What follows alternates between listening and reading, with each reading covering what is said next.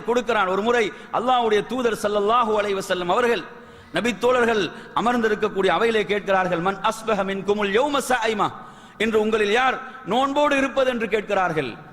Abu Bakr ரலியல்லாஹு அன்ஹு அவர்கள் எழுந்து சொல்கிறார்கள், அல்லாஹ்வுடைய தூதரே நான் இன்று நோன்போடு இருக்கிறேன் என்று சொல்கிறார்கள். அதற்கு பிறகு கேட்கிறார்கள், உங்களில் யார் இன்று ஒரு நோயாளியை நோய் விசாரிக்க சென்றது என்று கேட்கிறார்கள். அதற்கும் அவர்கள் நான் இன்று ஒரு நோயாளியை நோய் விசாரிக்க சென்றேன் யா ரசூலல்லாஹ் என்று அபூபக்கர் ரலியல்லாஹு அன்ஹு பதிலளிக்கிறார்கள். அதற்கு பிறகு கேட்கிறார்கள், இன்று உங்களில் யார் ஒரு ஜனாசாவை பின்துயர்ந்து சென்றது என்று கேட்கிறார்கள்.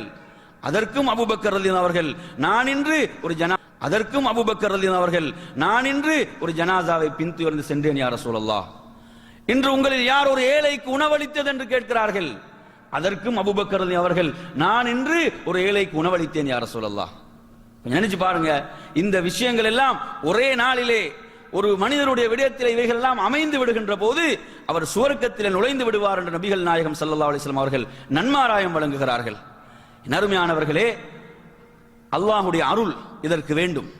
அல்லாஹ்வுடைய தௌஃபீக் அருள் வேண்டும். நாம் நன்மைகள் செய்வதற்கு, இப்படியான நன்மைகளை அடைந்து கொள்வதற்கு அல்லாஹ்வுடைய அருள் நமக்கு தேவையாக இருந்து கொண்டிருக்கிறது.